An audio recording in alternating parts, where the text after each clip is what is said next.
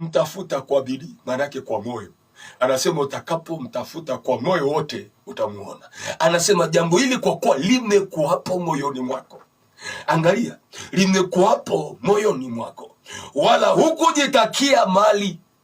Hakuangaika kuomba mali kwa Mungu, hakuangaika kuomba utajiri. Anasema wala utajiri, wala utukufu, wala maisha ya wakuchukiao, wala kujitakia maisha ya siku nyingi, bali umejitakia hekima na maarifa, ili upate kwa hukumu watu wangu niliokutawaza juu yao. Basi hekima na maarifa umepewa, nami nimekupa mali na utajiri. Hebu angalia, ameomba hekima, manake alikuwa amemtaka Mungu, na alipompata Mungu, Mungu anamwambia umeomba, manake umenitaka mimi.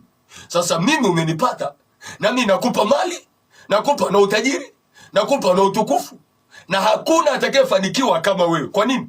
Umechagua kilichosema, kwa sababu anayenipata mimi amepata na vyote anavyovihitaji ndani yangu. Nataka unielewe kwamba tunapozungumza habari ya kumtafuta Bwana, kila kitu kiko ndani ya Bwana. Kumbuka tulikotoka kwenye nyakati kule,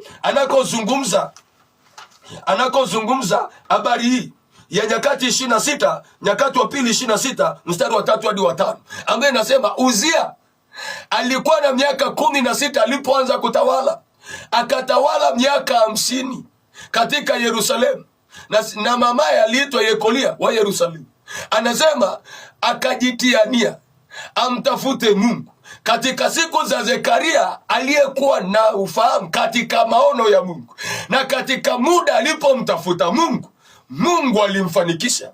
Hajatafuta uchumi kwa Mungu, katika muda alipomtafuta Mungu, Mungu akamfanikisha. Subscribe, comment and share Kalamu TV Online.